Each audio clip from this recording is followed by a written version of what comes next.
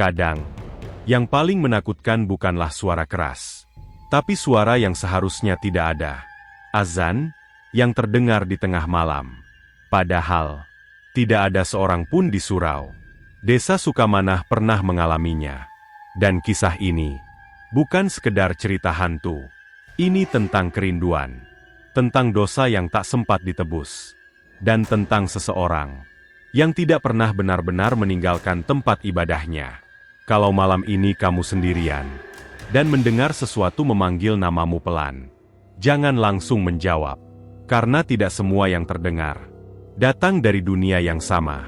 Surau Al-Mubarak berdiri di ujung desa, dekat sawah, dekat pematang, dan terlalu dekat dengan tempat ayah Arka ditemukan meninggal 3 tahun lalu. Bangunannya kecil, kayu-kayu tua berwarna gelap. Jika diinjak, lantainya berbunyi panjang, seperti keluhan orang tua. Sejak kejadian itu, tak ada lagi yang mau menjadi marbot tetap, karena beberapa warga pernah mendengar azan subuh pada jam 12 malam. Suara itu merdu, tua, dan dipenuhi getaran haru. Persis seperti suara almarhum Pak Hadi, ayah Arka. Arka tidak pernah percaya cerita-cerita desa. Tapi ia percaya satu hal. Ia belum menjadi anak yang cukup baik. Sejak ayahnya meninggal mendadak, Arka selalu dihantui satu kenangan terakhir. Malam sebelum ayahnya wafat, mereka sempat bertengkar. Hal sepele, tentang Arka yang malas ikut subuh berjamaah.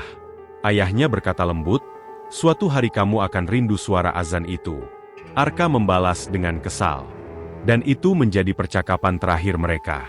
Keesokan paginya, ayahnya ditemukan tak bernyawa di sawah. Tak ada luka, tak ada penjelasan. Sejak saat itu, Arka takut gelap. Karena setiap gelap datang, ia merasa sedang ditatap. Ramadan tahun itu, Arka memaksa diri ikut jadwal tadarus. Kelompoknya mendapat giliran paling akhir. Malam ke-21. Malam ketika udara terasa lebih dingin dari biasanya. 2 temannya datang, tapi suasana surau terasa berbeda. Lampu teras berkedip pelan. Angin berhembus dari dalam keluar. Dan ketika mereka duduk membaca, Arka merasakannya, seseorang duduk di belakangnya. Tidak berbicara, hanya bernafas, pelan, berat. Temannya satu persatu pergi. Tinggal Arka sendirian. Dan disitulah semuanya berubah. Saat ayat tentang kematian terucap, lampu mati. Gelapnya bukan gelap biasa. Gelapnya seperti ruang yang ditutup dari cahaya. Lalu terdengar gesekan kain, perlahan. Dan ketika mata Arka mulai terbiasa, ia melihat sosok tinggi di dekat tiang kiblat. Tubuhnya kurus, jubahnya panjang menyentuh lantai, wajahnya samar. Tapi matanya putih, kosong, dan tidak berkedip. Arka ingin lari, namun tubuhnya kaku. Dan suara itu terdengar. Arka, suara ayahnya. Bukan teriak, bukan bisikan jahat. Suara yang penuh rindu. Air mata Arka jatuh tanpa ia sadari. Yah, sosok itu tidak menjawab. Ia hanya duduk, seperti makmum yang menunggu imam. Namun Arka belum tahu, ada sesuatu lain di luar surau. Sesuatu yang sejak dulu mengincar tempat itu. Bayangan hitam merayap di pelataran. Berbeda dengan sosok tinggi tadi. Yang ini, lebih rendah, lebih kasar, lebih liar. Dan ketika bayangan itu mencoba masuk, penunggu di tiang kiblat berdiri, udara berubah dingin. Kayu-kayu bergetar. Dan untuk pertama kalinya, Arka menyadari, penunggu itu bukan ingin mencelakainya. Ia menjaga sesuatu, atau menjaga seseorang. Suara itu terdengar lagi, "Maafkan ayah." Dan dalam sekejap, Arka melihat potongan kejadian 3 tahun lalu. Ayahnya pulang dari surau malam itu. Ia melihat bayangan gelap mengikuti seorang anak kecil. Anak itu hampir terseret ke sawah. Ayah Arka mengejar, membacakan ayat dengan suara lantang. Bayangan itu mundur, namun tidak pergi. Dan subuhnya, ayah Arka ditemukan wafat. Wajahnya tenang, seperti orang selesai sholat. Arka gemetar, air matanya jatuh deras. Ayahnya tidak mati tanpa sebab. Ia sedang melindungi seseorang. Dan mungkin, malam ini, giliran Arka yang diuji. Udara di dalam surau berubah. Lebih berat. Lebih dingin. Arka bisa melihat uap nafasnya sendiri. Sosok tinggi di dekat tiang kiblat berdiri tegak. Diam. Namun auranya berbeda. Bukan marah, tapi tegas. Dari luar, bayangan hitam merayap masuk melalui celah pintu. Tidak berjalan. Tidak melangkah. Ia seperti asap, namun lebih padat. Begitu masuk ke ambang pintu, lantai kayu berderit keras. Seperti menolak. Arka menutup telinganya, suara dengungan rendah memenuhi ruangan. Lalu terdengar azan. Bukan dari pengeras suara. Bukan dari mulut manusia. Azan itu menggema, seolah datang dari dinding-dinding kayu. Suara itu adalah suara ayahnya. Bayangan hitam bergetar. Mundur sedikit, tapi tidak pergi. Arka jatuh berlutut. Air matanya tak berhenti. Ia ingin lari. Namun suara ayahnya terdengar lagi.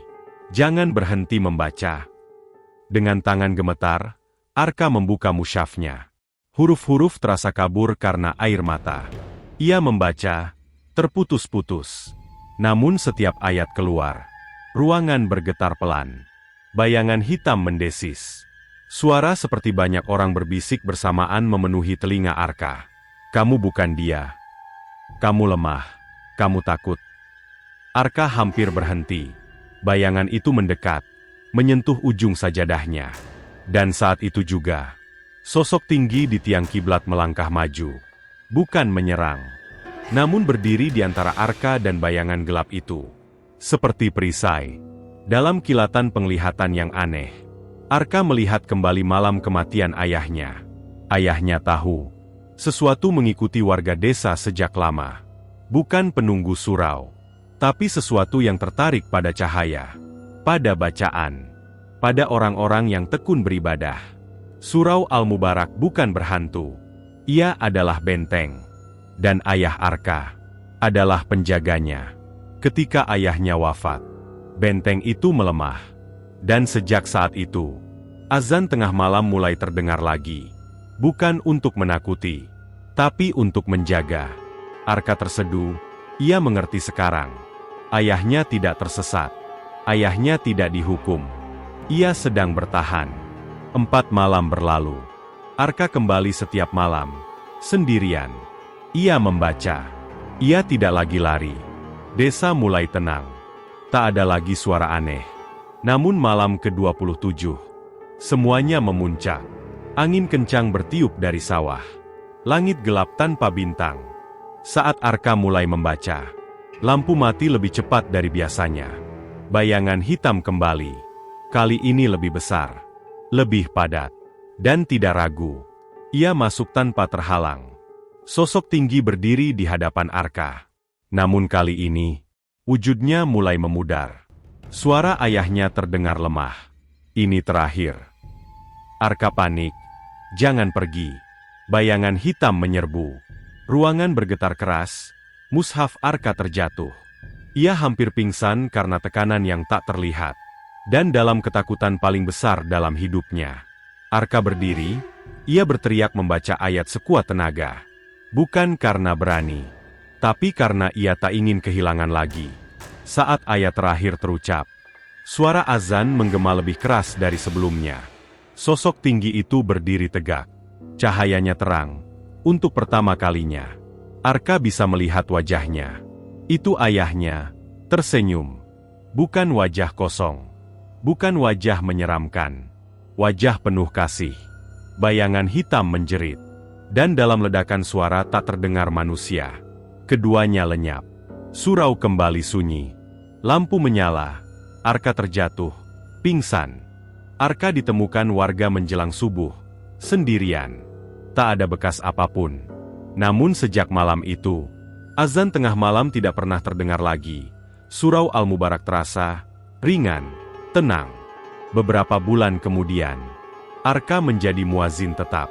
Suaranya belum semerdu ayahnya. Namun setiap kali ia mengumandangkan azan, ia merasa tidak sendirian.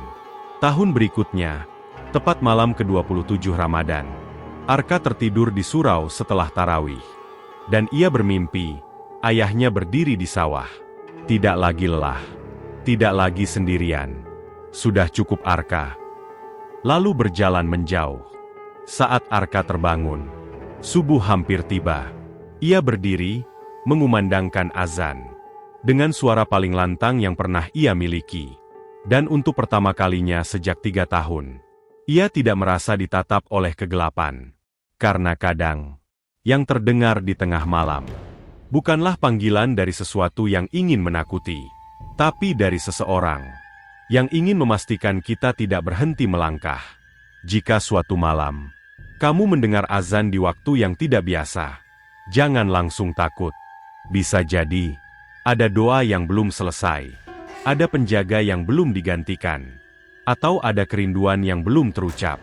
Dan mungkin, seperti Arka, kita semua hanya perlu berani untuk tetap membaca, meski dalam gelap.